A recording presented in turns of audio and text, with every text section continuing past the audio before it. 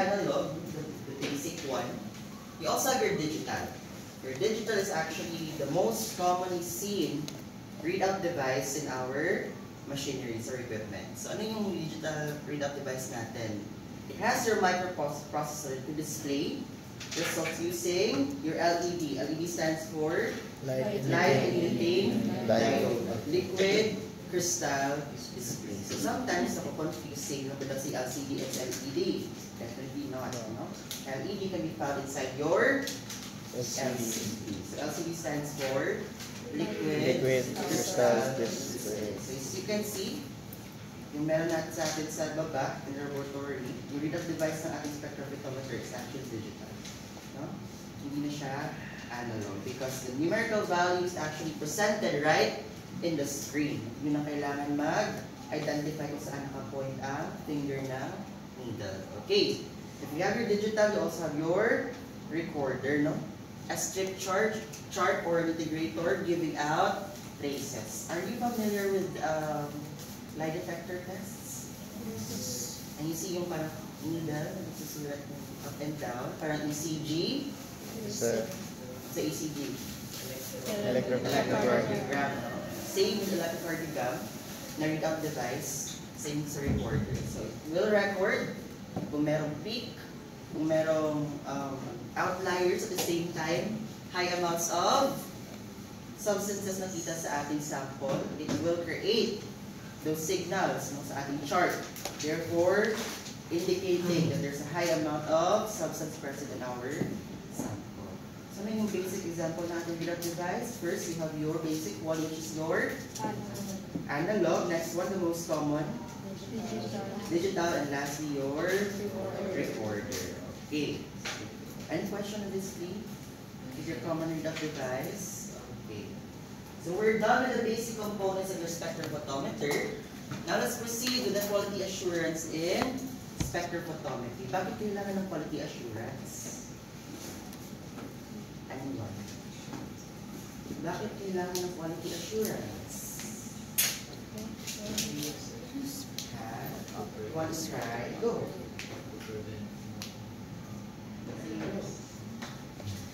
Bakit kailangan ng quality assurance? You're done with lab management, or management, you're done with anti-loss din, you're done with PMLS. So bakit kailangan ng quality assurance in general sense? Okay, to give accurate result, yes, tama. Anything else? For the consistency of what? Of the result. Anything, any other answer? Bakit kailangan ng quality assurance? Is it really required? Ang sama ng natanong ni Elijah. Sige, Elijah, bakit kailangan ng quality assurance? Para ma-maintain our standards na reset sa Very good. That's the point. It's to maintain the standards of your machinery and equipment inside the laboratory. Are you familiar that we have different agencies that check for the standard of our equipment? Yes. And what do you call that program with the government to ensure quality assurance in each laboratory sections? CIL. Very good. It's your NECAS, your National External Quality Assurance Assessment. Sure? Diyan tayo nagkakamali. Sige. Confirm. Assurance or assessment? Research.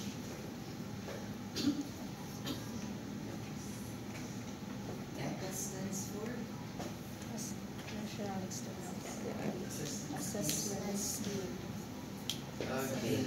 Your National External Quality Assessment Scheme. Assessment and assurance. So your NECAS, you have different agencies assigned in different sections to ensure the quality and standards are being met. No? Are you familiar with different NECAS agencies? No. No. But I know that familiar siya sa PMLS1. Okay. For clinical chemistry, shall give me For your clinical chemistry, some are hospitals, some are research institutes. Okay, what's the agency governing for the quality assurance of clinical chemistry section? It's your Lung center. very good. Ano yun? Lung center of the Yes, no, it's your lung center of the Philippines. No? It's your lung center of the Philippines for clinical chemistry. No? And may bayad po yun siya. May bayad yun siya in order to register. Kasi kailangan merong na kasi laboratory in order for them to function. Kasi that will serve as their license that your laboratory can carry out accurate. So, mahal masyado. That's 11,000%. Additional of 1,500 per analyte. You know. As for your toxicology, since connected pa rin sa chem, what is the governing agency for the quality assurance for the toxicology? RITM, are you sure?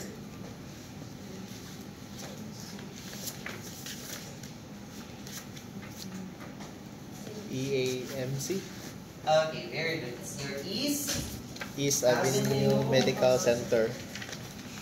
Medical Center. Okay. So your East Avenue Medical Center. Hindi mo tandaan yung mga NECAS agencies natin. Lumalabas siya sa board exam, guys. Hindi pwede hindi malaman. Lumalabas siya sa board exam. Okay, how about your para? RIP. Sino? Or ang agency? For research. Okay, very good. That's your RITM or Research Institute of Tropical Medicine. How about for bacteriology or micro general? Same pa rin. So RITM, Tropical Medicine. Okay. How about for hematology? Ano? What does the PTSF stands for?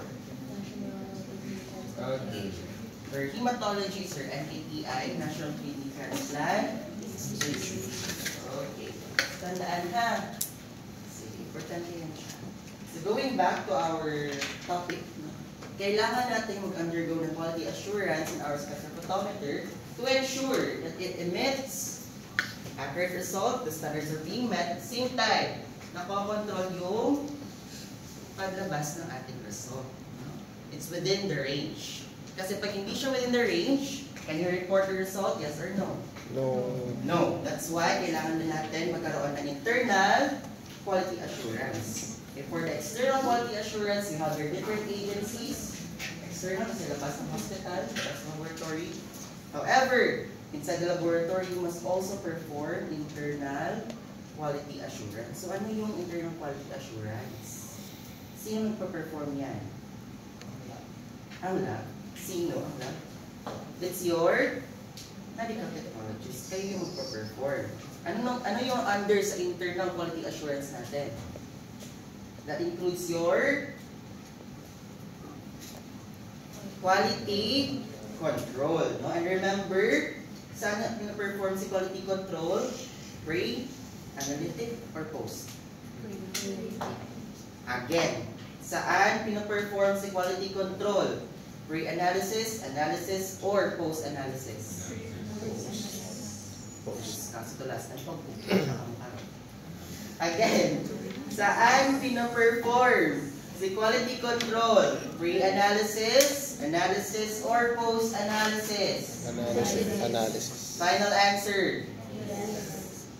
Remember ha, your quality control is done in your analysis phase because your quality control is run together with your sample. Nag-a-analyze ka, diba? So therefore, it's included in your analysis. So, any question dito? Wala? Okay, let's proceed. Sige. So, ano yung check natin in order for us to assure that our spectrophotometer is releasing accurate and precise result? First one, you have to check for the wavelength and photometric accuracy. Remember that some substances require specific wavelength in order for them to be read. So pag mali yung wavelength na naset mo in your spectrophotometer because it's spectro, you manually select your wavelength. So pag mali yung wavelength na naselect mo, walang result na lalabas. Walang absorbance, walang transmittance. Kasi mali yung wavelength na ginamit mo. Next one, absorbance check. Okay, for absorbance check, you have to ensure that your sample absorbs the amount of light present in response to the amount of solute or concentration present sa ating sample. Dapat hindi sobra-sobra na-absorb na light, hindi rin kulang. Remember that the darker your solution is, the more concentrated the sample, therefore the absorbance is higher. Mas marami siyang light na na-absorb. Pag hindi na-check si absorbance natin, therefore sometimes sobra yung reading natin or minsan nagkukulang. So kailangan siyang i-check. Next one, very important, stray light. Sino nga yung component ng ating spectrophotometer that prevents stray light from entering our machine?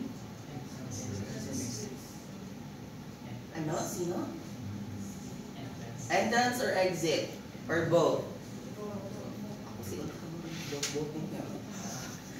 Guys, remember that your stray light is prevented from entering because of your entrance slit. So, anong purpose ni exit slit? It will only isolate one band of light na papalabas niya to hit your event. No? Pero ang mag-prevent ng stray light natin is your entrance. Tandaan. So, kailangan na-ensure na sa stray light hindi nakakaabot sa ating spectrophotometer. No? Remember that your light source in stray light as well. And of course, linearity. Pag sinabing linearity, what does it mean? Straight lang. In one straight line, sino yun? Sino yung aspect na kailangan in one straight line siya? Ang light. Very good. It's your light source, no? It's your light. Generally, as it enters your spectrophotometer, dapat linear yung line or pag-hit ng ating light as it hits your cuvette. Kasi ano mangyayari pag hindi linear? Hindi accurate. Hindi accurate. Okay. As you can see here, di ba? Almost linear yung process niya. No? Especially after the monochromator. Therefore, if hindi linear yung direction ng light natin, do you think kaya ko ba i-read yung photo detector natin? No. No, because different na ang direction ng kanyang light. At the same time, no, not only for the aspect of light, the linearity also refers to your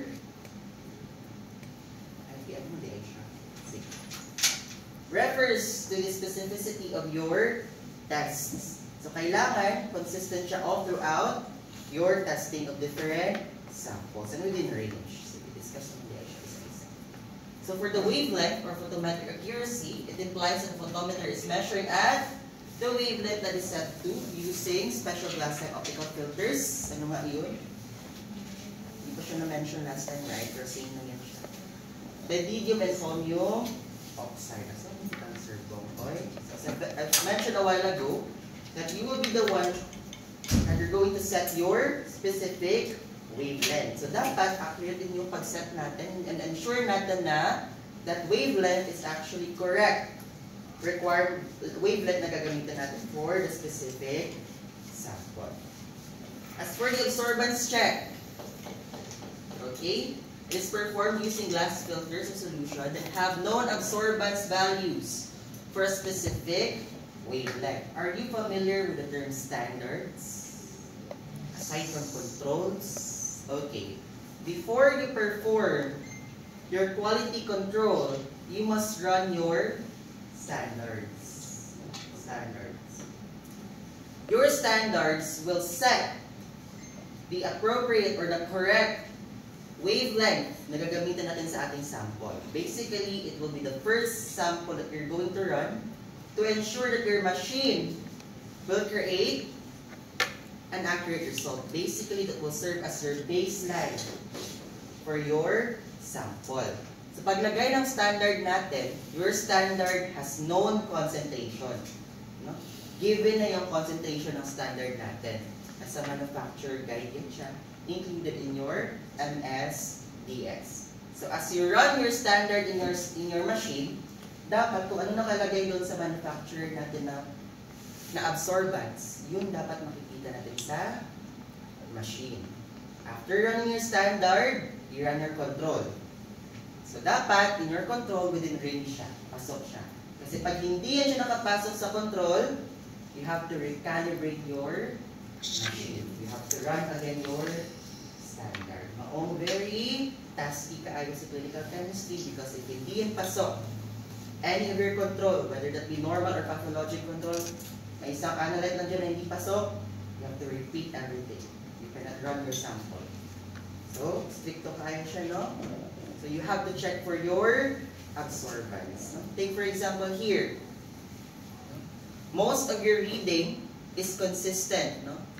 From 150 to 200. Diba consistent lang siya? Somehow?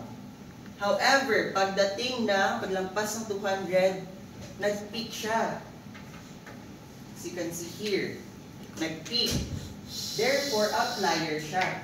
Malayo siya sa ating standard, which is nasa 0.5 lang dapat, within 0.5. Pagdating ng 200 or paglampas ng 200, umabot siya ng 2.0. Meaning to say, the wavelength here reaches 223. Na dapat yung wavelength niya, nandito na dapat sa 100 to 200. Therefore, with that being said here, do you think naka-check pa ba si absorbance? In-check pa ba si absorbance? Not anymore. Therefore, what you're going to do? You're going to recalibrate your machine by performing the standard. And after the standard, if meron ng wavelength, na-set na si correct na wavelength, you're going to perform quality control. And therefore, pag titignan nyo yung result ng quality control, dapat within range lahat ng ating values. Kung walang within range, repeat the process. Okay? Naintindihan? Sure? Okay. Next one for the linearity.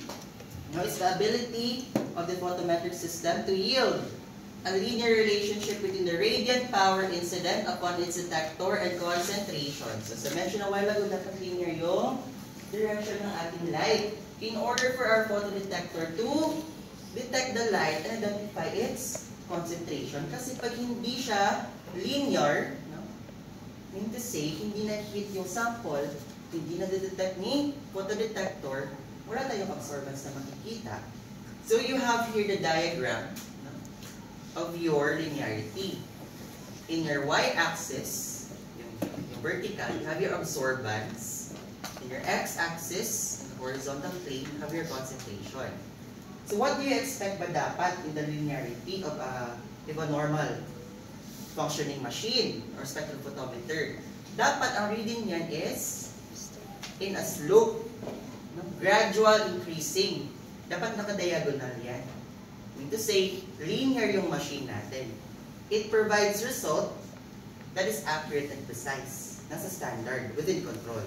However, in cases where linearity is not being followed, there's deviation in our linearity, nagkakaroon ng deviation sa ating slope. Instead of going in a straight line or diagonal line, it goes in a linear line and lumiliko siya. Bakit? Because there's a problem with our constant concentration natin. Kasi ongoing yung pagtaas niya. However, pagdating sa ating absorbance, no, there's problem with the absorbance. Hindi tama yung absorbance na nakukuha nating sample. Siguro kulang or siguro sobra. Instead of going on a straight line, kasi hindi nako-correct yung absorbance natin, as we go on with our samples, nag-iiba yung linearity niya. Hindi nagiging consistent. No? I've mentioned a while ago na dapat, if within control, and nasa standard yung ating spectrophotometer, dapat all throughout the samples na i-run natin, linear yung result.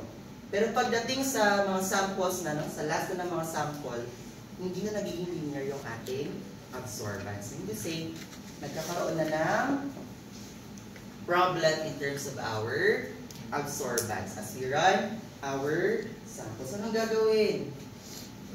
Ganun pa rin, balik tayo sa ating standard. No? Calibrate natin again. No? Are you familiar with the Beer's law? Beer-Lambert's law. Panturo, even before the lower chemistries. Hindi. Beer lang daw. Beer. Iba yun guys. Okay, I'll give you a time to search for the simplest definition of Beer-Lambert's law. Beer's law or Beer-Lambert's law. Kawawa nyo naman. No, it's actually the same problem with second year. Hindi nila alam kung ano yung structures ng protein. Hindi nila alam yung primary, secondary, tertiary, quaternary. Tinanong ko bakit hindi nila alam.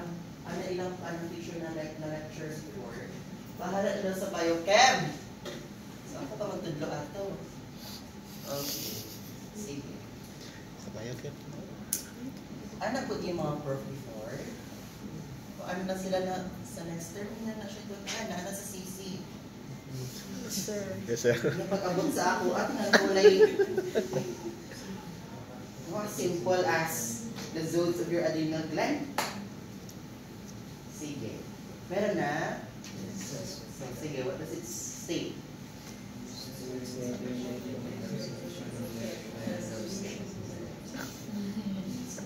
And its concentration.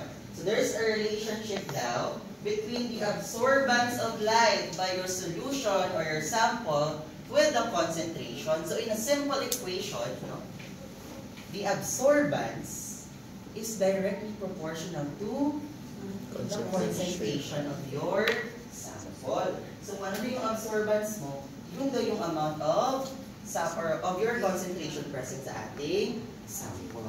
There's one definition for that one.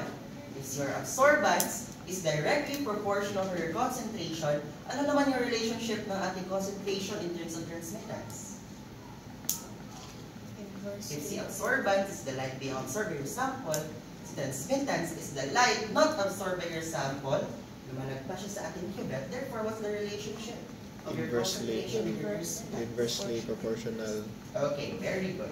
No?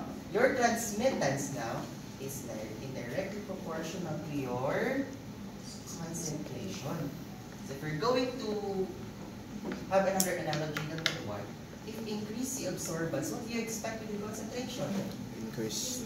Increase pa rin, no? However, since inverse yung relationship in transmittance and concentration, pag mataas si transmittance, what does it mean? Lower. Magbaba si concentration. Pag magbababa naman si transmittance, therefore, Higher signals. ano si concentration? Higher. Mataas si concentration. Basically, that's Beer-Lambert's law in a nutshell. Okay? Naintindihan? Okay, sige ha. Okay, because your spectrophotometer rely on Beer-Lambert's law. Okay? So, okay na ba? Natandaan? Sige. Any question? Wala pa. Any question? None so far. Let's proceed. Okay.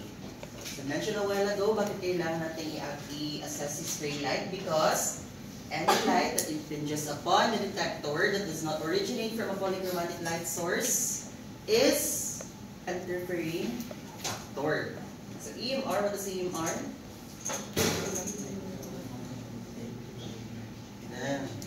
Electromagnetic radiation that reaches the detector but is outside the narrow bandpass set by the monochromator. It have a significant impact on any measurement. I mean, that's why you have your entrance slit, no? To prevent the entry of your stray light, because any presence of stray light as it reaches your photodetector, it will definitely affect your absorbance and transmittance, therefore affecting the concentration percentage na makikita natin sa ating readout device. Okay, so ano nga yung ating mitigation factor in order for us to prevent stray light? It's your Entrance slit. ano na exit dara? Entrance. It's your entrance slit. Kasi iba yung function ng entrance slit and exit slit. Okay, tandaan. Sige. Yeah, beer gid. Uy! Sige. Beer gid. For the principles of your spectrophotometry, I think dito na naman na-discuss beer lang. Now you have your principles of spectrophotometry. Wala ko pag-gasag. Beer. Beer. Beer soup. Sige na, apay water. Lambert lang pangalan niya. So you have here your Beer's law or Beer-Lambert's law. So ano yung statement niya? So the concentration of a substance is directly proportional to the light absorbed and inversely proportional to the logarithm of the light transmitted. Hala, may logarithm. Therefore, merong Calculation. addition. Merong calculation. No? We have another calculation. Don't worry, it's just easy.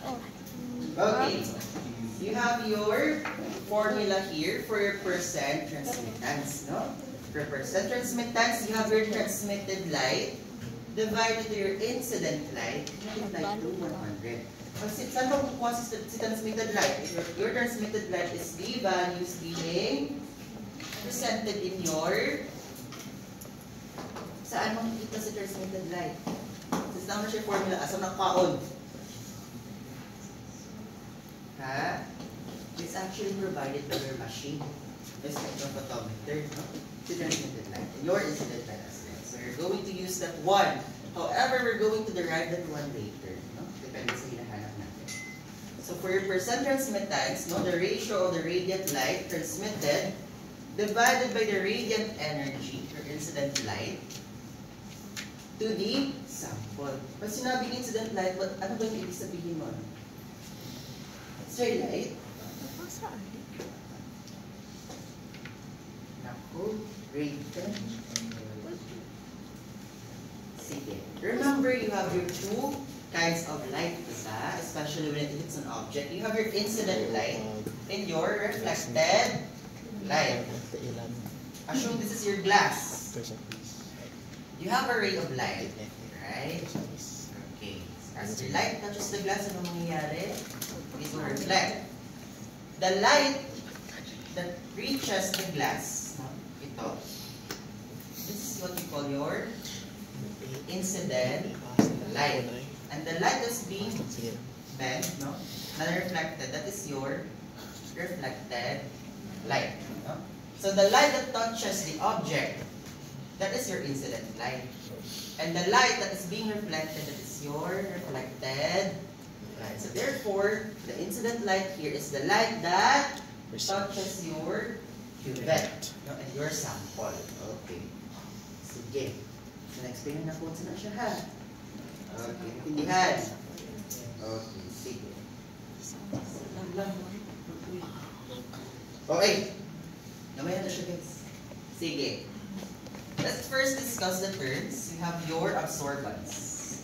Pag sinabing absorbance, basically it's the light being absorbed.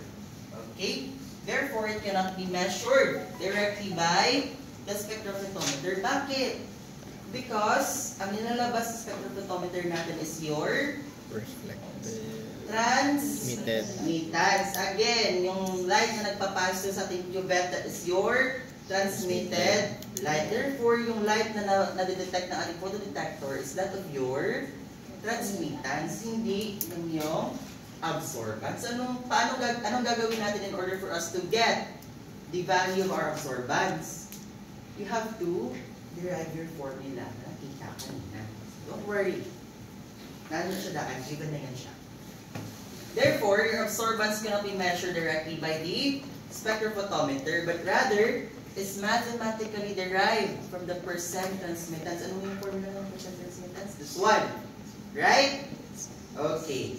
Since the absorbance yung hinahanap natin, we're going to derive that one. Remember that in percent, in order for us to get the derivative of that one, you have to shift it to a logarithmic equation.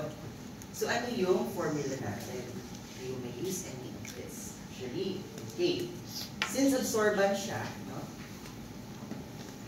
So the logarithm or the negative logarithm of your transmittance, or you may use the logarithm of 100% subtracted to the logarithm of your transmittance, or for your absorbance, you have to subtract to the logarithm of your transmittance. Sir, can I use all of that example of that equation? Yes. Pero yung ginagamit talaga in order for you to solve for your absorbance is this one. Siya, hindi pa na mag-memorize na, kasi simplihan na. No? Absorbance is equals to 2 minus the logarithm of your transmittance. All you have to do is input in your scientific calculator. Sir, asa man makita ang given ana? Again, your given, especially your transmittance, is provided by your Machine. machine. Spectrophotometer. By your spectrophotometer. So all you have to do is input the value in your calculator. Easy lang yan siya. Okay? Sige. However, first, in order for you to fully understand the concept of Beer-Lambert's law, you have also another equation here. Okay? Sige. So absorbance daw is directly proportional to the concentration, as mentioned a while ago. So paano ba yan siya? Ano yung component ng absorbance natin? You have the basic formula here of your absorbance. No? You have your epsilon, your B, and your C. For your epsilon, sabot epsilon tawag ano guys? Epsilon. Sige. Your epsilon is represented by your molar absorptivity. Nanapod si molar. Okay. Basically, guys, your molar absorptivity, it's not the same with your molarity. Ha? Your molar absorptivity is the ability of your substance to absorb light. No? Your molar absorptivity, basically, that's the ability of your substance to absorb light. Next one, your B. Your B is denoted by the length of the light path. So ano daw yun siya? It's basically the length of your Reflected. reflected light. The length of the light path. It is usually the length of your cuvette. No? It's the length of your cuvette. And always remember that most cuvette, the length of your cuvette is only 1 centimeter. Okay? 1 centimeter, mostly. And of course, C, denoted by your concentration. So pag tinanong kayo ano yung components ng absorbance natin, you have your molar absorptivity, the ability of your sample to absorb light, the length of the light path, gaano kalaki yung cuvette natin, and of course, the concentration of our sample. Therefore, you have now your absorbance. Okay.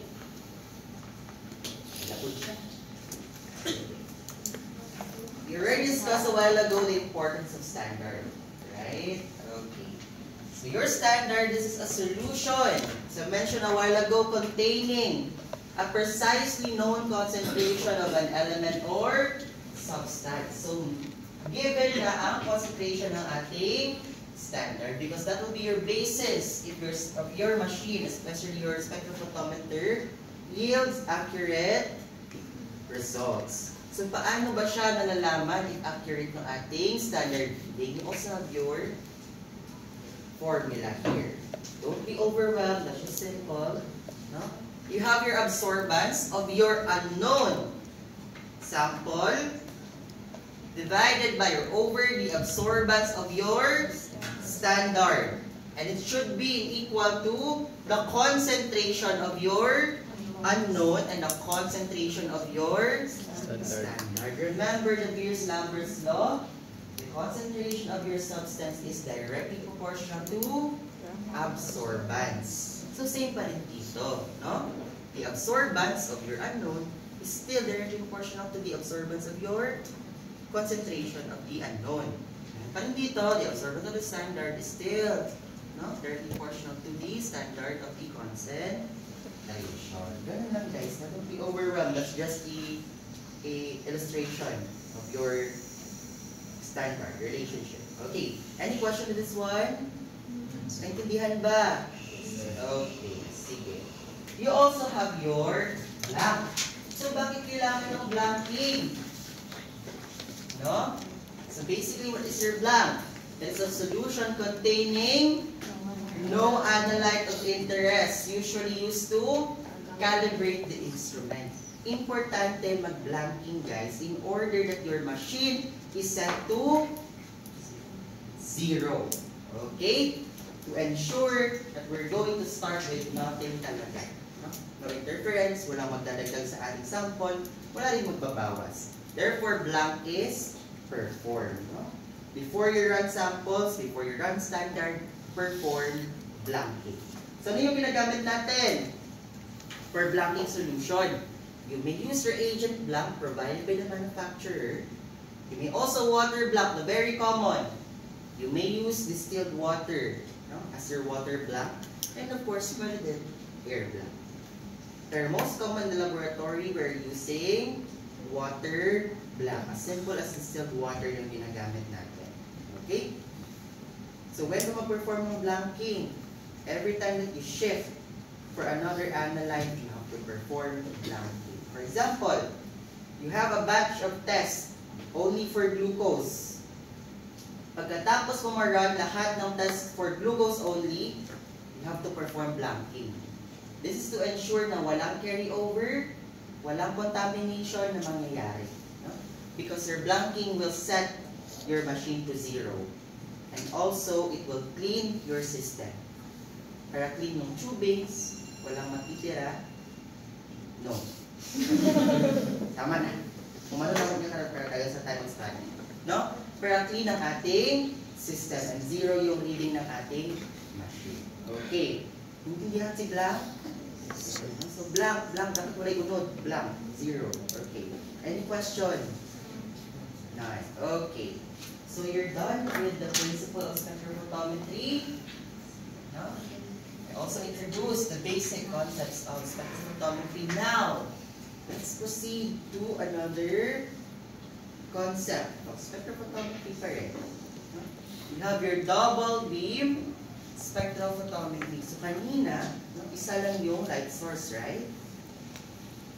That's your simple spectrophotometry. Isa lang yung light source, isa lang din yung beam of light, isa lang din yung nakuha natin sample or ating concentration. So, ano nangyayari sa double beam spectrophotometry? Okay. In your double beam spectrophotometry, it will split or chop the monochromatic beam of radiation into two components. One beam passes through the sample and the other passes through a reference solution or a blank. In your basic or simple spectrophotometer, there's only one beam that passes through, right? And it hits your cuvette with your sample. Tama? In your previous spectrophotometer, the first one. However, in double beam spectrophotometer, you still have one light source. Pero mayroon tayong tinatawag na chopper, where it splits the beam of light, creating two beams of light. Therefore, the term double beam spectrophotometer. One beam of light will hit your sample inside the cuvette, and one beam of light will hit your solution or blank. Ano yung reference solution natin? Basically, that's your standard. Standard or control or blank. So, iba yung lalagyan ni blank, iba yung lalagyan ni sample. And there's two different beams na magpapass through sa kanila dalawa. Okay, basically, that's the concept. Naintindihan ba yun? Okay. So, we have two design of your double beam spectrophotometer. The double beam in space and double beam in time. So, retainers. Okay? Sige, ano ba nangyayari inside the spectrophotometer if double beam siya? You still have your light source, no? However, remember that your light source has the stray light. The light goes to in any direction, right? Okay, you have your light source. Okay, the exciter lamp or your light source. So remember, in definition, that you have two beams of light, right? So paano ba nung mangyayari? First one, let's focus first on the simplest beam. Yung common na spectrophotometer. This one muna. So the light will enter your entrance slit, and then it will pass through your monochromator. In this sense, ano yung monochromator na ginamit?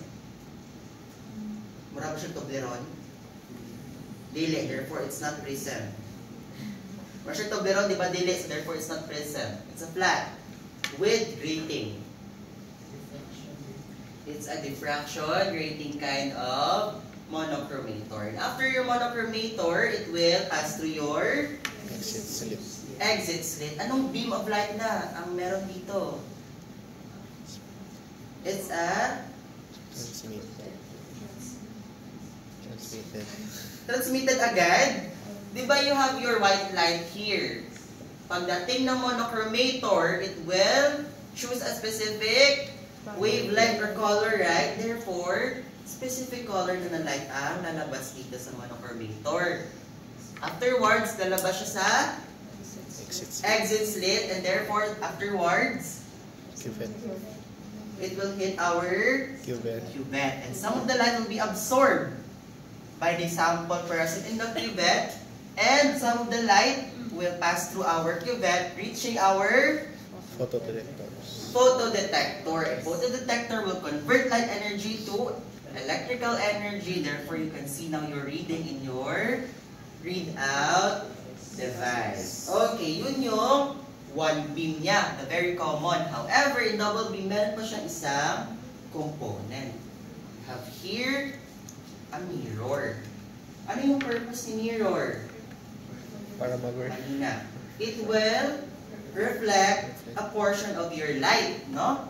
In order for it to direct to another component of your spectrophotometer. So from your light source, since stray light yung ini-emit niya, yung mirror natin, the light will be reflected by your mirror, entering your, same pa rin, your entrance slit.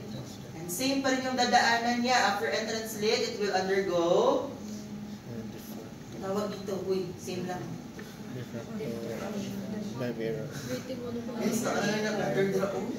It's your monochromator. Then same pa rin po. Okay?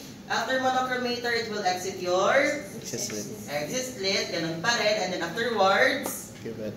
sa cuvette, after cuvette, Photodetector. photodetector. After photodetector, it will convert your light energy to electrical energy.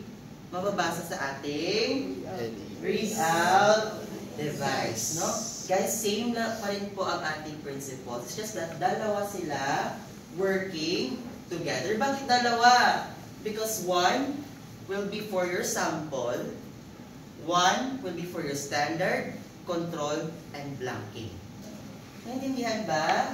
You have a separate cuvette. You have a separate component for your sample, a separate component for your reagent blanking, standard, and control. Pero yung readout device mo, same pa rin. Isa lang. Same with your light source. Naintindihan ba? Okay. Pantay ha. So basically, that's your double beam spectrophotometer. Okay. Okay. Ito naman, another example. Pinaraan ko na siya. Ganun pa rin siya, guys, ha? Meron tayong light source. In this case, isa lang yung ginamit niya ng monochromator. Siguro natitipid, no? You have one monochromator pa rin. Pumapasok pa rin sa entrance slit. Monochromator, lalabas sa exit slit. However, in this case, no, instead of having a mirror to separate the beam, dito sa light source, meron siyang beam splitter. So in this case, ano yung light na spin-split? It's basically the light that is being chosen na, specific na wavelength na yung split natin. Unlike with the first one, no? White light pa yung na-split niya. Right? In order for that to have a different processing. Pero in this case, no? Sinaseparate na niya agad yung light natin. Pero pagdating to the splitter, yung light na i-distribute na each sample, specific wavelength na siya. No? It doesn't have to undergo splitting of lights na specific wavelength na yung ginagamit. Same pa rin, we have your cuvette for sample cell and cuvette for your reference cell for blanking and your standard and control. Same pa rin, mag-separate yung detector and your readout device. Naintindihan? Nagets ba? Double beam pa rin niya siya, guys, ha? Okay. Sige. Okay. Next one. Overwhelmed na. Don't worry, guys. Same na dito sa principle. Naglahi-lahi na sila components. Okay? Sige. For this one, no, you have your light source. Saan sa light source dito?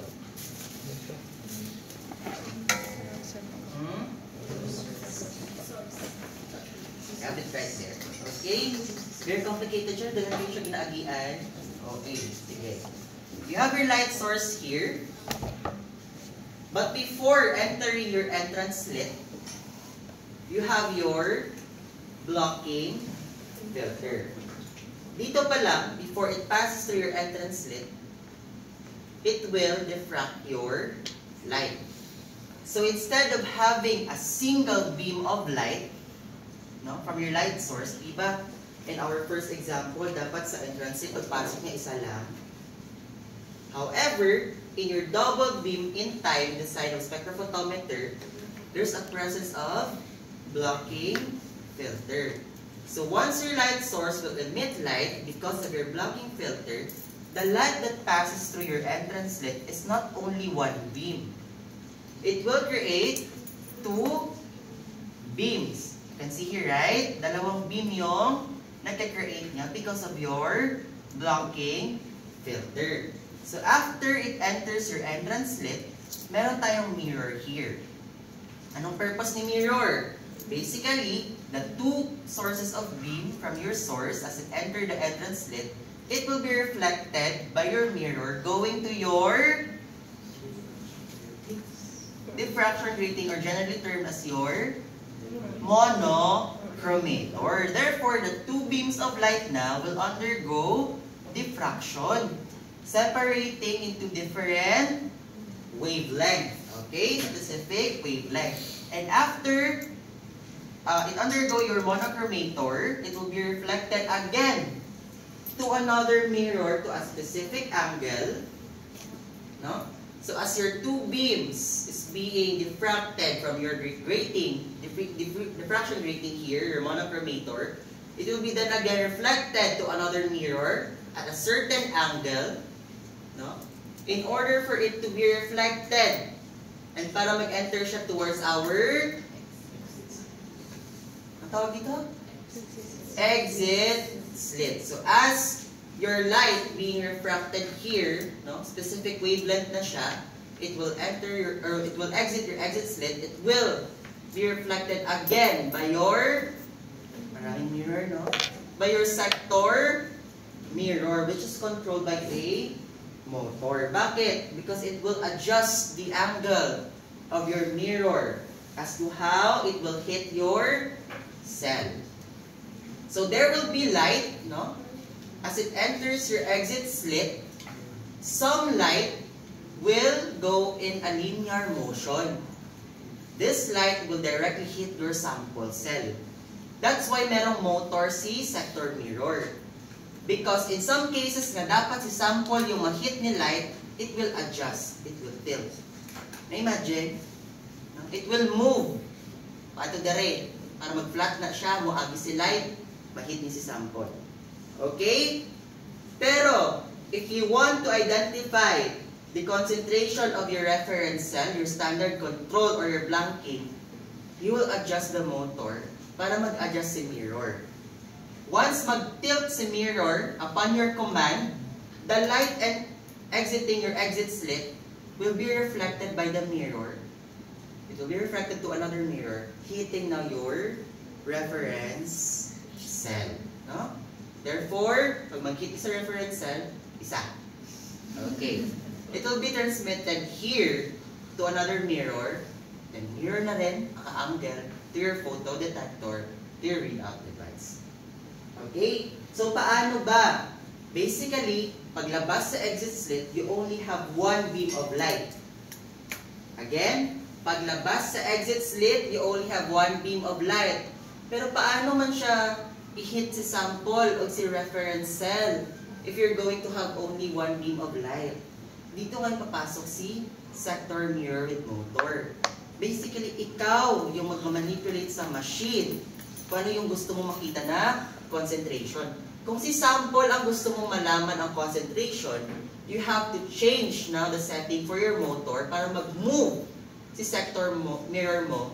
No? Mag-adjust yan siya, ganyan, mag-move. For it to allow the light to pass through, it will hit the sample. Naintindihan? Pero kung gusto mo naman na si blank, si standard, o si control ang i-run mo, gusto mong found out ilang concentration, since nasa baba siya, what you're going to do, you're going to manipulate the machine, mag-request ka sa machine, it will move the motor now, it will move the sector mirror to a certain angle. So as the light exits the exit slit, the light will touch your mirror, it will be reflected to another mirror, now hitting your reference cell, containing your standard, control, or blank. Hitting another mirror with your transmittance light, mag-reflect na naman to your photo detector and do your readout device. Nagets ba ang concept? Ni double beam in time? Yes, sir. Sure. Yes, sir. Sure ha? Sige. So in comparison, you have here double beam in space. In double beam in space, either you have a two separate component talaga that carry out the same function, separate lang talaga siya. Yun yung in space. Pero in time naman, no, ganito. Maraming pagdadaanan. And you will be the one to adjust for the angle of the sector mirror depending kung anong hinahanap mo. The concentration of your sample or the reference cell, or standard, or your control, or blank. So any question with this one? Wala na. Nasabtan. Wala po. Sure? Yes, sir. Any question? Wala. Not so far. What's the advantage of... Actually, sige. For the advantage, no?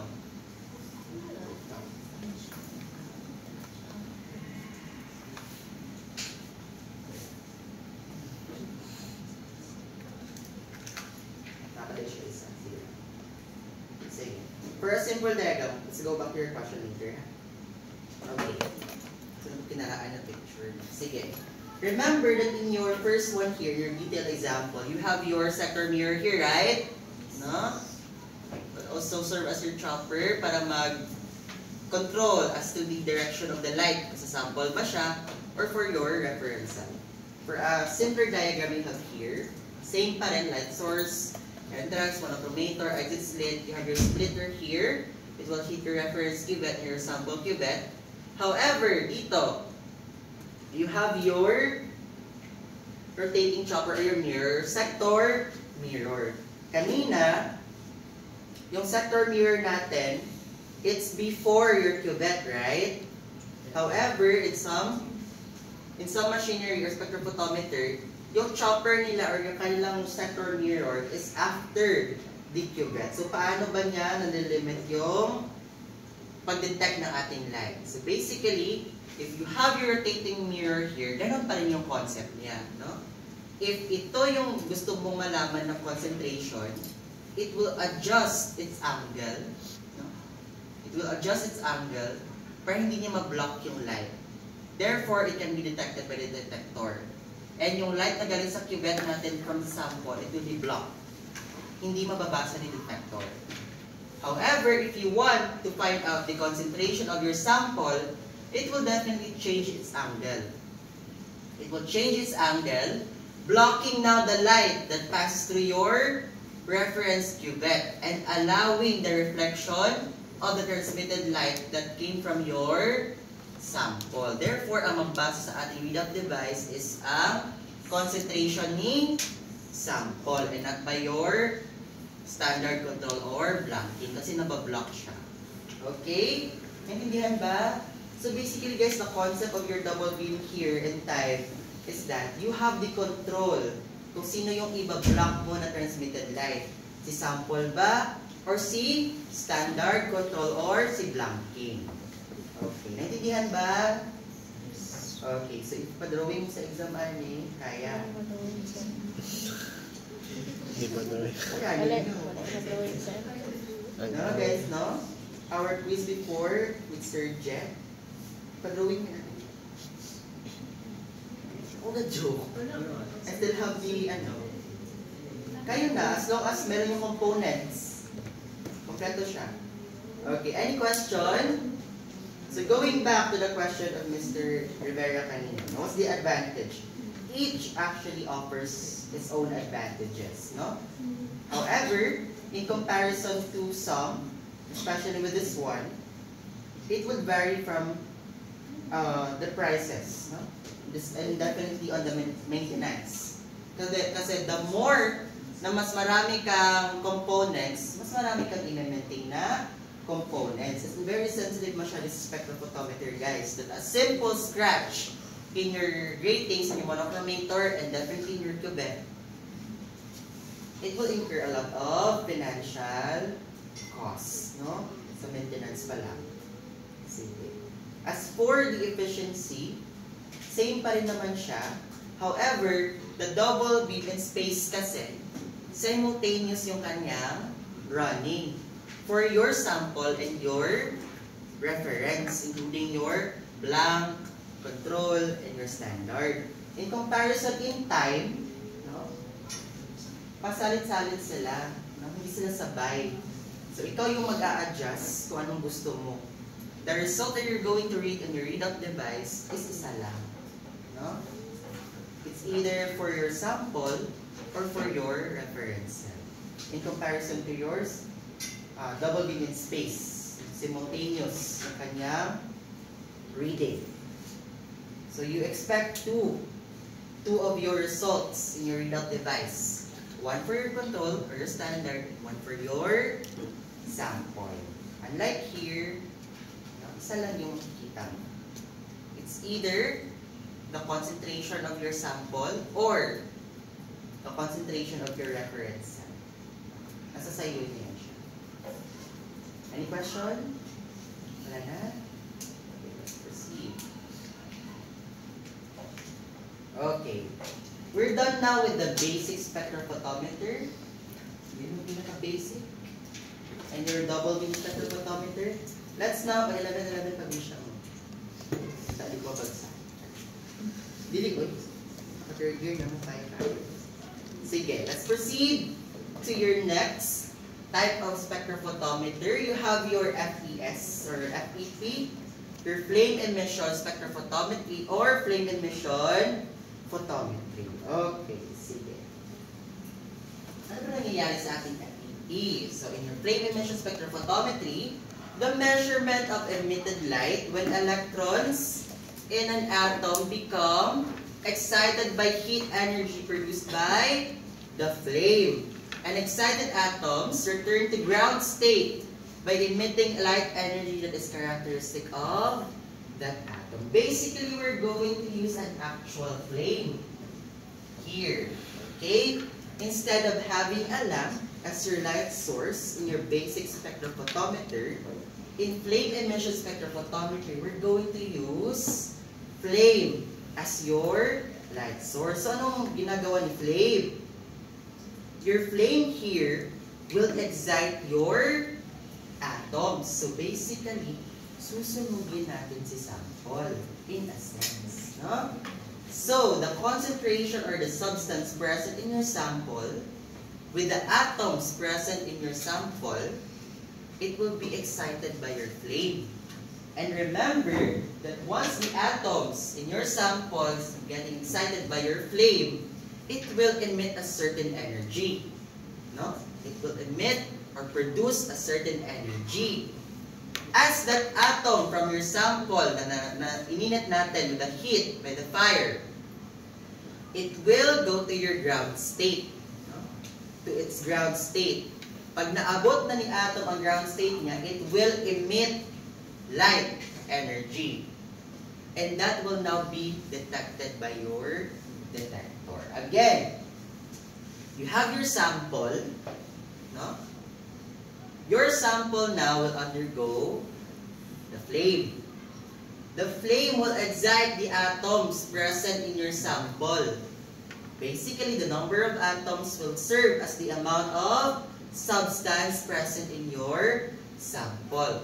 Once the atoms are get excited by your flame, no, it will produce heat energy, no, until it will reach the ground state. Kasi mag-excite yung mga atoms. At the long run, once they are excited, no, kapuyunsan sila. And it will reach their ground state. Pag makapoy na sila, makabot nilang ground state, they will emit light. No? Ay pa sila, mag-glow sila, kumakapoy sila. They will emit light energy. And that light energy now will be detected by your detector. Okay, so basically, sinusunod natin yung sample natin. Another example here. Okay. You have your sodium atom here, right? No? Nasa ground state siya, guys. No? Walang energy. Ground state. However, because of thermal excitation, we subject it to flame, kasi flame photometry tayo. It will excite your atom, creating it into its excited state. No? Therefore, the movement of your atoms is faster. So, in the long run, as the flame or excitation of your atom goes on, babalik siya and will release your heat energy. It will revert back to its ground state. Kapuyon siya, guys. Mabalik siya sa yung ground state. Pahuway siya. So, as it reaches its ground state, no, it will now release light energy, no, through photon. Remember, photon is your light energy? And that light energy through your photon, it will be detected by your photo detector, creating now a value in your readout device. Naintindihan ba? Okay. So you have example on your sodium, but usually used for group 1 metals. Those metals with 1 positive charge, such as your sodium, potassium, and lithium. Please take note of these 3 ions, kasi usually sila yung mismo ginagamit in your flame emission spectrophotometry and other principles as well, such as your ISD. So, excitable metals that emit a specific light. No? Kasi remember that your atoms, especially your ions, emit a specific light. Your sodium emits what color? Yellow. Sige, very good. Your sodium emits a color yellow. How about potassium? Violet. Sure? Yes. Pink. Violet, ha? And your lithium? Red. Again? Red. Very good. Red. Red. Therefore, sila yung ginagamit kasi usually sila yung nakaka-emit ng light that is detected by our photo detector as they get excited. Naintindihan yung concept? Okay, sige. Okay, tama ba? Okay, sige. So, for your sodium, it emits yellow light at what wavelength? At 589 nanometers. How about your potassium? Emits only violet light at 367 nanometers. For lithium, it transmits only red light at 767 nanometers. Sir, malabas ba sa examination ang wavelength? Yes, lumalabas po. you're going to read. Are you familiar with I forgot. HAR. Have you heard of HAR? Yes or no? Hindi pa? HAR. Robert Hart. This is a review book for medical technology. Test bank siya guys. It has different questions with answers. And usually doon kumukuha yung mga teachers na except for. So it is a good reference book or review book for you. Meron niyang PDF. You may search for that one. And the first question in clinical chemistry, it asks kung anong wavelength daw. See? I think uric acid. So lumalabas lang siya sa ating examination. Okay. So you may use that one. Helpfully. Okay, so ano yung components ng ating FES? Remember yung simple spectrophotometer, you have basic components, right? And you memorized that one already. So meron tayong basic components in our flame emission spectrophotometry. First one is your flame, definitely by the name itself, flame. So dapat merong flame. Next one is your atomizer, your burner, and your interference filter. So sir, asan nang ibutang sa sample, anak? Kaya wala yung cuvette. Nabay cuvette? Wala. Merong cuvette, wala. Wala. So asan mo ibutang sa sample? Asa? Walang cuvette. Saan nilalagay sa sample? Sa plate. Ha? Sa burner? Atomizer. Yung burner? Sa Atomizer. atomizer? Sa filter. Ha? Okay, guys, we don't have a cuvette here. However, the component that will serve as your cuvette and FES is your flame. Okay, pag tinanong kayo, what holds your sample in your FES, that's your Flame. flame. So, flame now, in your FES will serve as your cuvette. Cuvette. Okay. Sige. Bakit? Kasi remember, sinusunod natin sa sample. Therefore, the atoms from our sample, it will be held by our flame. So, therefore, the cuvette here, in a sense, is your flame. Oh, ito. Your flame will break the chemical bonds to produce atoms. It will also be the source of your energy that will be absorbed by the atoms to enter the excitation state. And remember, this will also serve as your cuvette. Tandaan ha. So, multi-purpose ng ating flame here. Next one, your atomizer. Your atomizer breaks up the solution into finer droplets so that the atom will absorb heat energy from the flame and get excited. Remember, your sample is in a liquid form, right? So, dili mo siya pwede nga, diretso na siya sunugod. Kaya mamatay po si flame. So, anong gagawin? It will undergo first atomizer. Your atomizer, no? Same principle with your diffuser sa inyong kwarto.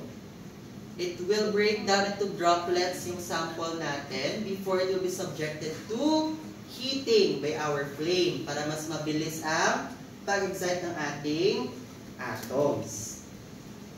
And next is your burner. You have two types of burner. Your total consumption burner, wherein your sample is aspirated directly into the flame, and the flame can be made hotter, but there's a production of large droplets of flame. So basically, no, diretso, same na nilalabasan si flame and yung sample natin, directly subjected to the burner. And of course, your premix burner, no? The sample is atomized. It will be converted to smaller droplets before entering the flame and does not create noise. Therefore, gravitational feeding of sample into the flame. You have your flame, so be slowly your sample with smaller droplets will be subjected to flame. Ilabas siya sa itong atomizer for the atoms to get excited. Okay. Sige, ito. For your interference filter naman, no? Remember that you have your different kinds of lights, right? Emitted by your different atoms. Remember that in your sample, you have different kinds of atom. So, paano natin mape-prevent yung interfering presence of other atoms na hindi natin gusto ma-measure? Dito na lang papasok si interference filter. Okay? Okay. So basically, yung ating interference filter, same pa rin ng any other filter. It will prevent the entry of a specific wavelength of light. Para yung papasok sa ating detector, it's only the specific wavelength of light na hinahanap natin. Okay. Any question with the components? So what are the 4 components of your FES? Interference filter. Interference filter. So do you think your FES is still used inside the laboratory? Are you sure? No. Yes. Do you think ginagamit ba si FES inside the laboratory? Yes or no? No. No, sir. Sa Manjod, yes or no? No. No. Stand up. Do you think FES is still used in the laboratory? Do you think? Ikaw.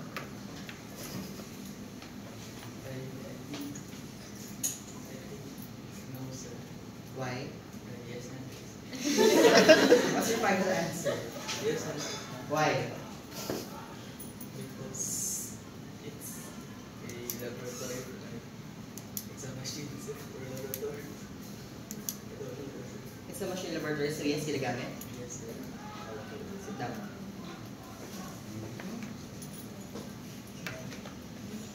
Say no. Yes or no? Miss De Leon, very simple question. Do you think FES is still used inside the laboratory? Yes or no?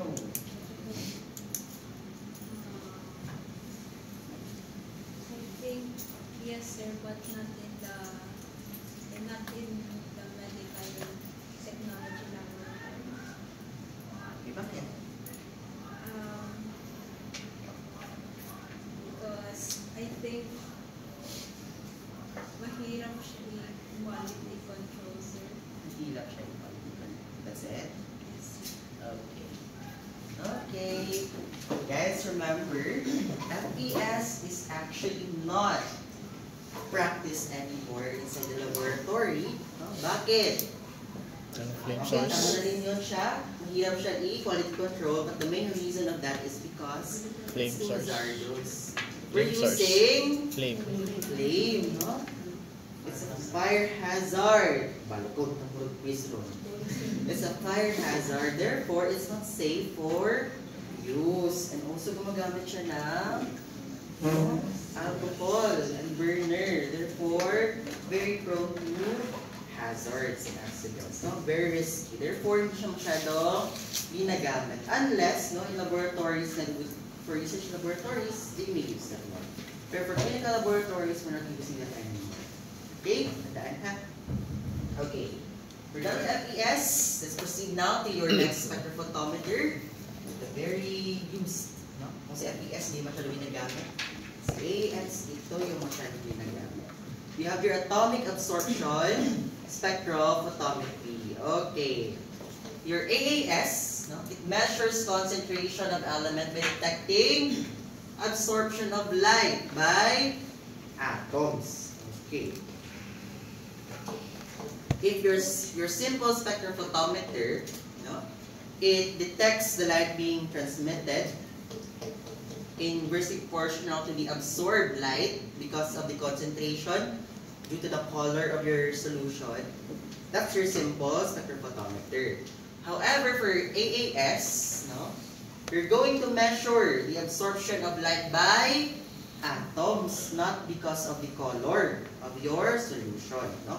By the atoms. So elements are not excited in comparison to your FES, but they are dissociated from their chemical bonds and placed in the unionized, unexcited ground state. No? if you're going to compare that one with your FES, remember your FES will subject your sample through flame in order for the atoms to get excited, right? However, in your AAS, it will only disassociate your atoms, no? It will break down bonds by your molecules, creating single atoms, placing them in their unionized, unexcited ground state. So, hindi na kailangan ng heating, and you don't have to wait for the atoms to go to their ground state kasi si AAS na mismo ang gagawan yan. So, anong nangyayari inside our AAS? Remember, you have different kinds of light source, right? Okay, and what kind of light source is being used in your AAS? It's your hollow cathode lamp. And at what wavelength ang kayang ma-emit ng ating hollow cathode lamp? Balikan sa notes. It can emit light at what? Wala na nagbasa. It will emit light at what? Uy. Or nakalagay lang dyan for AAS. Nala. Minaw ba? Ito lang i-copy ang sa ano. Sige. For your AAS, so you're using hollow cathode lamp, no?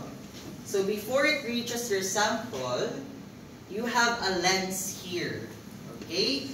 From your hollow cathode lamp, you have your lens, first lens here, and you have your sample here. Wherein the sample here is already atomized by the machine, and once that light na subjected na the first lens, it will hit your sample and will undergo another lens na naman before it reaches your monochromator.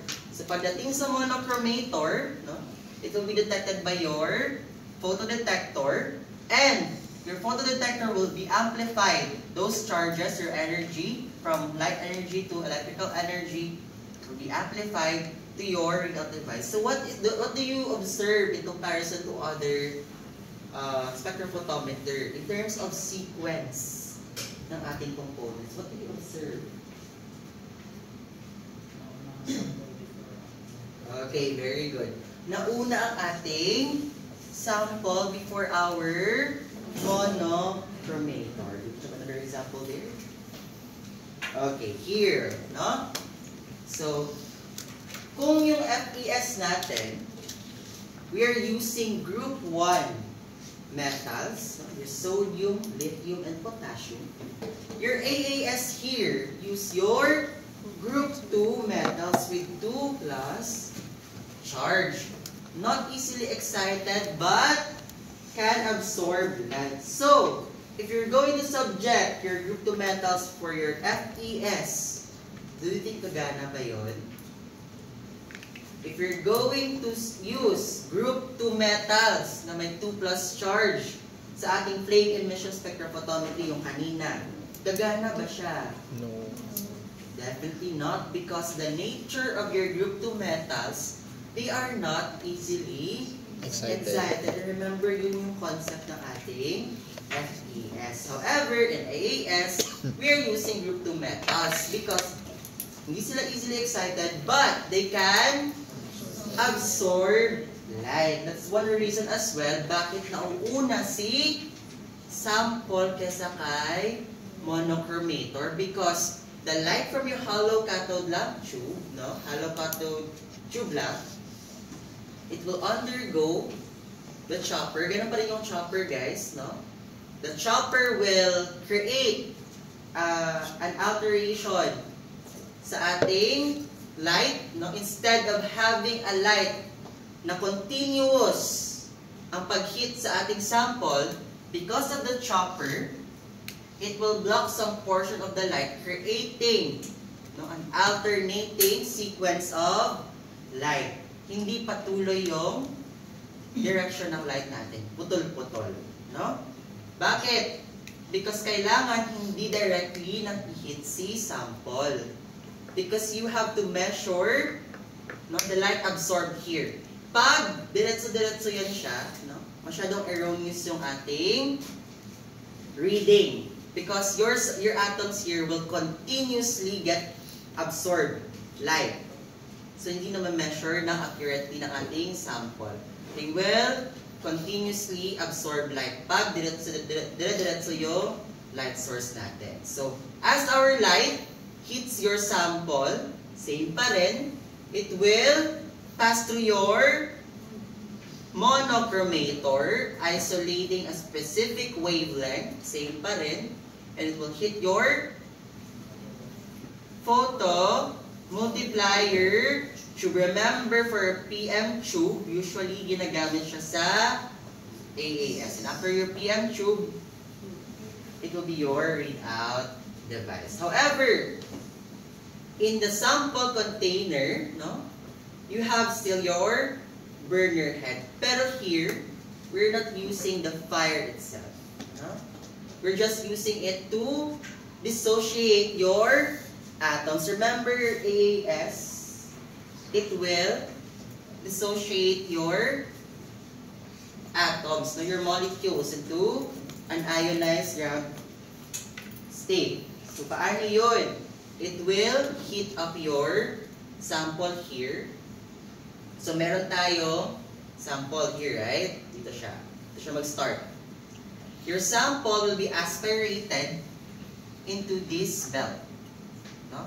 Dito na, halo na yung fuel, yung oxidant, and other reagents. Maghalo dito siya alongside with the sample, and will brought up here to the burner head, wherein your atoms present in your sample will be dissociated. No? Gumagamit pa rin siya ng heat, pero hindi siya direct flame.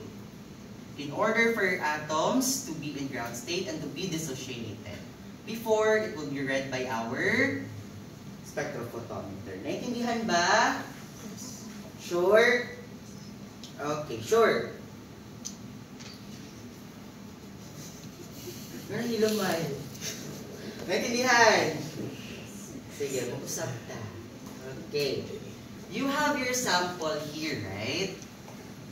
You have your sample. Remember that the concept of AAS is that siya na mismo mag-dissociate sa ating sample into atoms, no?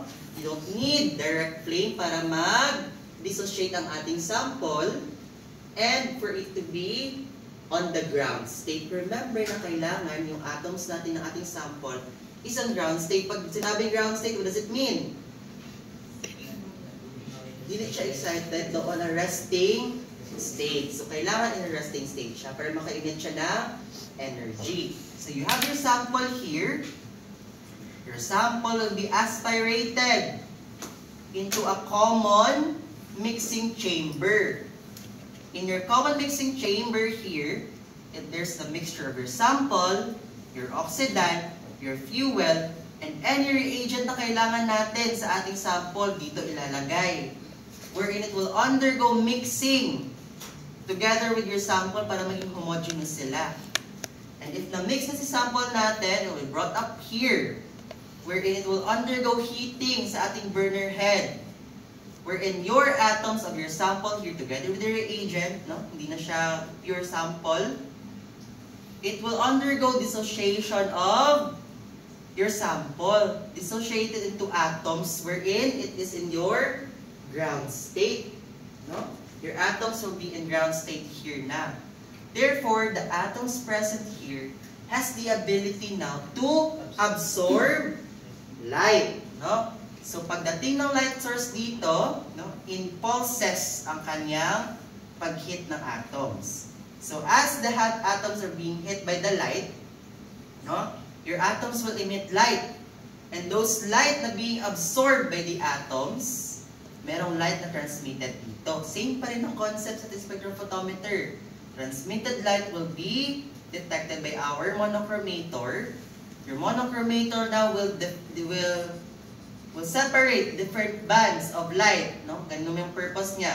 It will be detected by your PM tube. Remember, your PM tube is usually used by your AAS.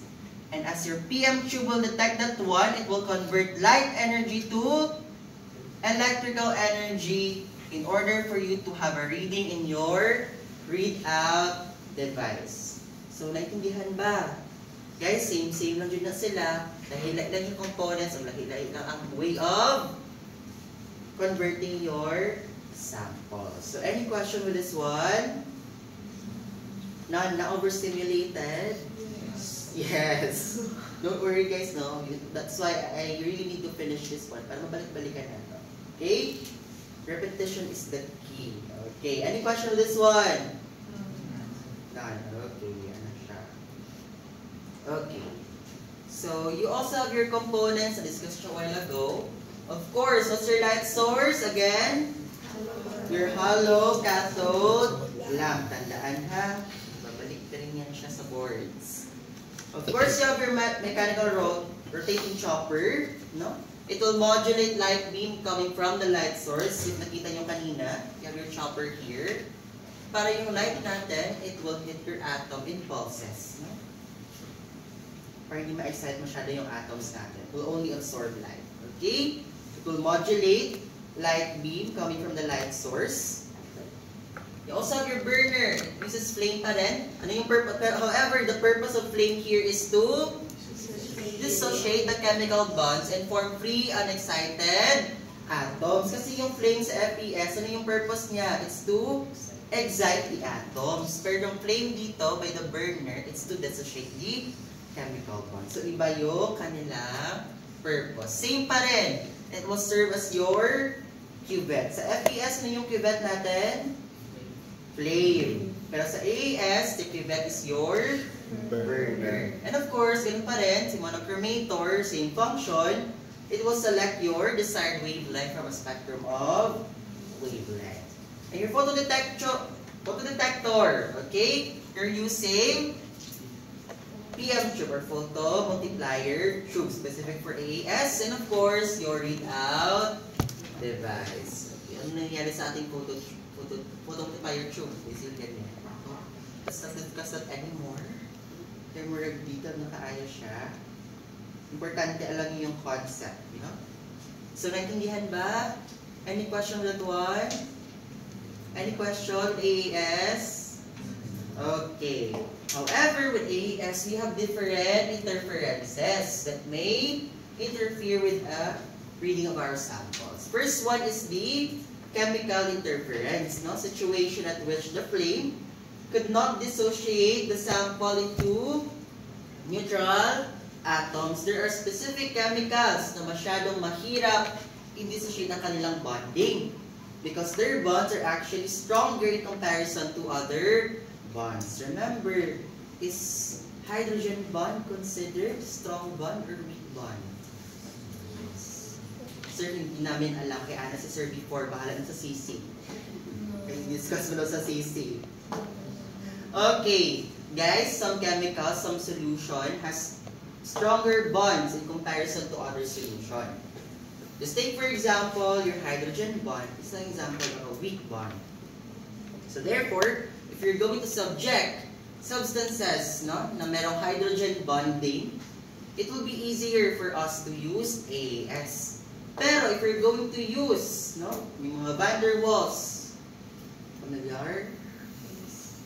Pero hindi na ma-recall kung anong van der Waals, yung mga bonds natin na stronger yung kanilang connection with their atoms, mahihirapan si AAS for them to dissociate it. Kasi flame lang yung ginagamit natin. And those bonding would require higher order of dissociation for them to be dissociated. So, it will create interference talaga if your chemical uses a stronger bonding. Hindi madaling i-dissociate si atoms. Okay? How about your ionization? Wherein in some situation at which atoms in the flame become excited and emits energy. Remember guys that your atoms in your AAS must not be excited.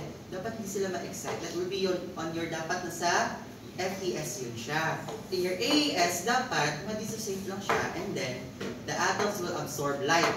Yun lang dapat ang mangyari. However, some atoms, mataas yung ionization charges nila. I mean to say na as simple as lower temperature in the flame, they get excited. And once your atom get excited, guys, it will emit, ano nga yun? They will emit energy, right? And pagdating sa ground state, they will emit light. So pag madali siya ma-excite, no? Mas maraming sample ang ma-reach ang ground state. Therefore, mas maraming light energy ang mapoproduce ng ating sample. Therefore, pag maraming light energy, mataas din yung reading ng ating spectrophotometer. Therefore, masyadong mataas yung reading natin. Hindi na accurate ang result natin. So, dapat aware tayo sa nature ng atom na ating nararad sa ating spectrophotometer. Okay? And of course, take note of the temperature na ginagamit ng ating burner. Hindi masyadong ma-excite si atom. Any question? Maintindihan ba? Yes. Yes, Martay ha. Okay. So, Martay. For the types of photometric instruments, we're done with the spectrophotometer. No? We have different kinds of or types of photometric instruments aside from your spectrophotometer.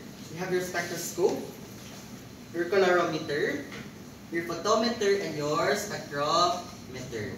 Guys, do you think spectrophotometer and spectrometer is just the same? No. They sounds alike, but they are not the same, no? They are not the same. Sir, daghan na oy gamit na tanan for yes, no? First one is your spectroscope, no? An optical instrument used for visual identification of atomic emission lines. It has a monochromator, usually prism or diffraction grating, and an exit slit, no? Replaced by an eyepiece that can move along the focal plane. So if your spectrophotometry, hindi niyo nakikita yung movement or yung emission ng atoms natin, in spectroscope, basically, it's the love child of your spectrophotometer and your microscope. So you can actually visualize, no, the atomic emission line. You can see the nature or the behavior of your atoms as you're going to subject it to testing. Okay. How about your colorimeter? No? Instead of having a scope in order for you to view it, you can actually visualize it with your naked eye. So the human eye as the detector. Ikaw mismo ang mag-identify. So user compares the observed color of a known sample against a standard or a series or colored standard of known concentration. Hindi ko ako pwede magamit ito. No? Because it will be biased at the same time, mali-mali yung pagbasa ko niyan. Because you will be the one we're going to compare the concentration of your sample to a comparator sample. One example of that is your wala pa kayo nakahima. So in your hima, you have your test for hemoglobin called cyan-met hemoglobin. Your cyan-met hemoglobin. Okay. Your cyan-met hemoglobin method uses a comparator block wherein a solution with a specific color, no? And then you're going to create your solution with the cyan-met hemoglobin reagent. Lagay mo si blood doon. And it will reach a specific color. No? So, dapat, same yung color ng comparator block mo, kasi yun yung standard mo, with your solution na ginawa mo. So, dapat ikaw ang mag-identify if same na ba sila ng color or hindi. Once it reaches a same color as your comparator block, no, it means na na-reach niya yung equilibrium. Meron specific concentration or known concentration si comparator block natin. So pag naabot niya yung color na yon, same with your comparator block, meaning to say that your solution has the same concentration as your comparator block. So meron ka ng value na concentration ng inyong solution. So you only have to compare the concentration of two solutions, your standard and your solution na ginawa mo. Naintindihan si colorimeter? Matameter na siya, guys. Matameter. your colorimeter. Next one, your photometer. Your photometer consists of a light source, a filter, a photoelectric transducer, as well as signal processor and a readout device. So almost same component pa rin, no? So some manufacturers use the term colorimeter or photoelectric colorimeter. So do not be confused, no? Murag ganong i-mention na po si photometer because these photometric instruments, guys, nag-overlap lang sila in terms of function. So some instruments gumagamit ng different photometric instruments. So in one machine, hindi lang si spectrophotometer ang present sa kanya. Pwede meron si colorimeter, pwede din meron si photometer, and so on and so forth. So nag-overlap yung function nila. Kaya na-mention na rin ulit-ulit si colorimeter. And lastly, it uses filter for isolation of specific wavelength. Hindi siya gumagamit ng gratings or prism. Sino yung gumagamit ng gratings and prism? It's your spectroscope. Your photometer doesn't use that one. And of course, your spectrometer, no? Do not confuse spectrophotometer with spectrometer. No, kaya mayroon yung ang difference. Your spectrometer is an instrument that provides information about the intensity of radiation as a function of wavelength or frequency. And spectrophotometers are spectrometers equipped with one or more exit slit and photoelectron transducer. So this is what I've been telling you, that some of the photometric instruments nag-overlap sila. No? Hindi sila separate lang as function. They work together to create a specific instrument. So you can say that your spectrophotometer is still a spectrometer. It's just that meron siya additional function of other instruments, specifically that of your photometer. Okay? Naintindihan?